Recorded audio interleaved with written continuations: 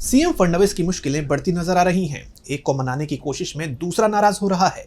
Deputy CM Ajit Pawar ने ऐसा धमाका किया है जिसने सीएम देवेंद्र फडणवीस की टेंशन बढ़ा दी है।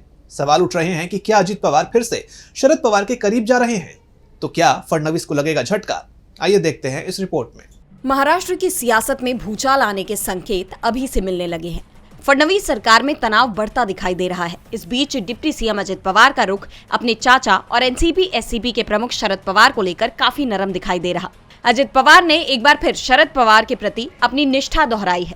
उन्होंने माना कि आज भी वो शरद पवार को भगवान मानते हैं। उनके इस बयान ने सियासी गलियारों में एक बार फिर चाचा भतीजे के एकजुट होने की चर्चा को हवा दे दी है।